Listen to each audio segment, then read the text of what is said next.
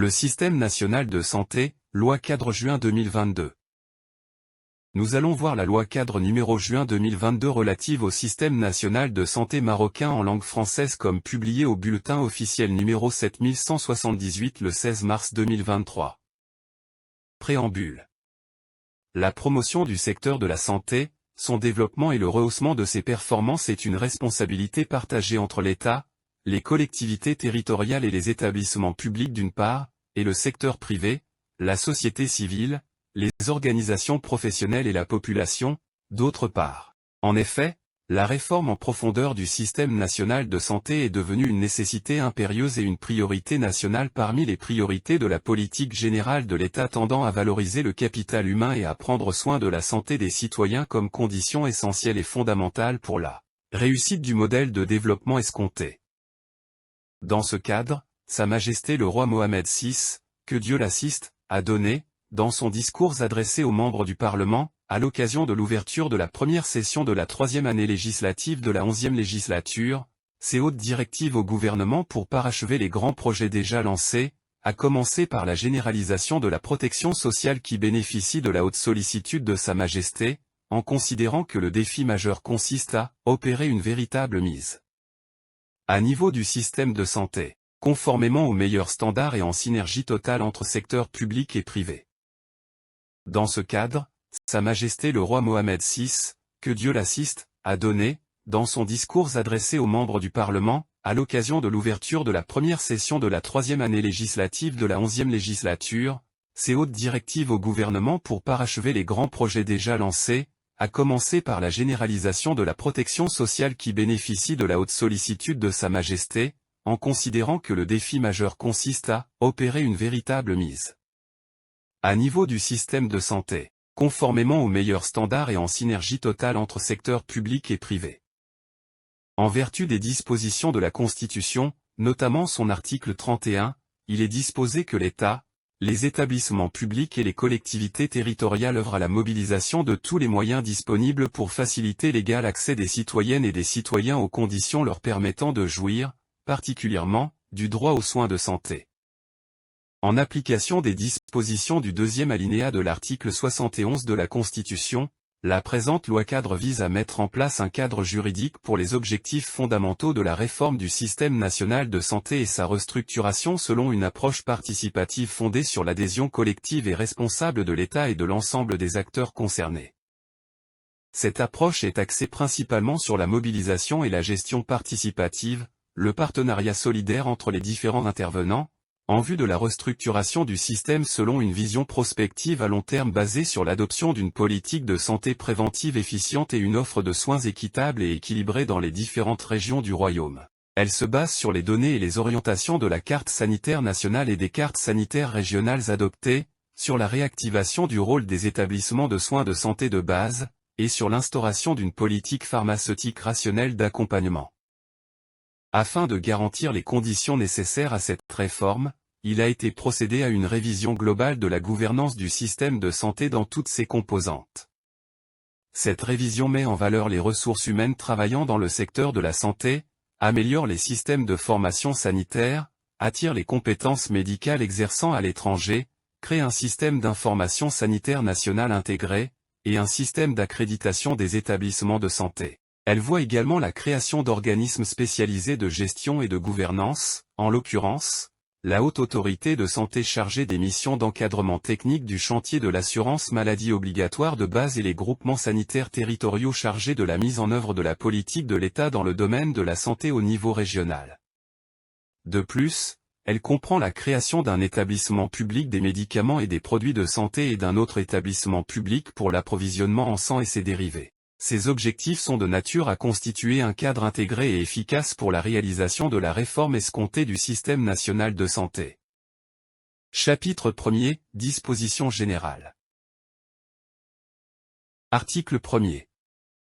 En application des dispositions de l'article 31 et du second alinéa de l'article 71 de la Constitution, et en cohérence avec les objectifs de l'État et ses engagements dans le domaine de la protection sociale, notamment dans son volet relatif à la généralisation de l'assurance maladie obligatoire de base, la présente loi-cadre fixe les objectifs fondamentaux de l'action de l'État dans le domaine de la santé ainsi que les mécanismes nécessaires pour les atteindre. Article 2.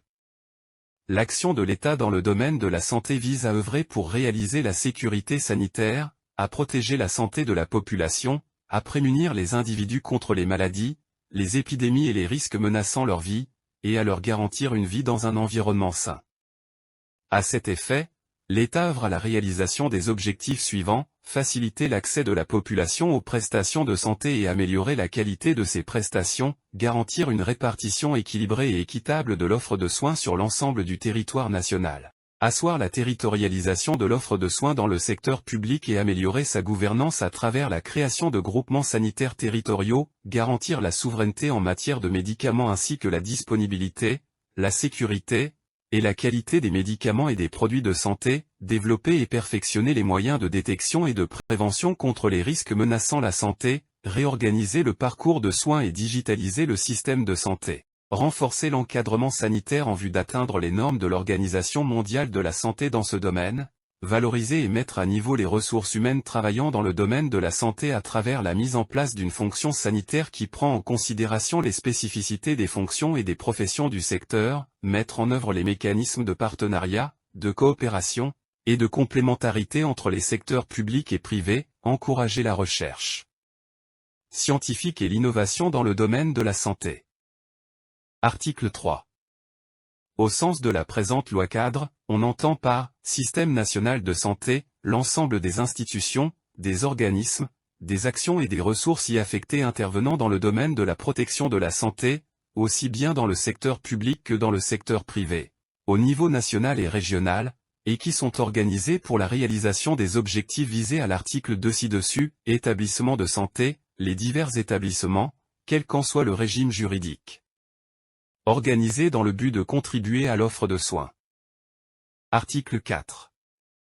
Le système national de santé est basé sur les principes suivants, l'égalité d'accès aux soins et aux prestations de santé, la continuité des prestations de santé, l'équité et l'équilibre dans la répartition spatiale des ressources, des structures et des prestations de santé sur l'ensemble du territoire national, la bonne gouvernance, l'adoption de l'approche genre dans l'élaboration des politiques, des programmes et des stratégies de santé, la gestion basée sur les résultats et la corrélation entre la responsabilité et la reddition des comptes, la mutualisation des moyens, la mobilisation de l'ensemble des citoyennes et citoyens, des institutions, des organismes relevant des secteurs publics et privés ainsi que des associations de la société civile et leur implication dans l'exécution de la politique de l'État relative à la prévention des épidémies, des maladies et des autres risques sanitaires, et celles relatives au programme visant l'amélioration de la situation sanitaire de la population et la disponibilité des soins de santé de base. Article 5. La réalisation des objectifs énoncés à l'article 2 ci-dessus est considérée comme une priorité nationale relevant de la responsabilité de l'État et des collectivités territoriales en premier lieu, et celle des établissements publics et le secteur privé, avec la contribution de la société civile, les diverses organisations professionnelles, la population et les autres acteurs dans le domaine de la santé.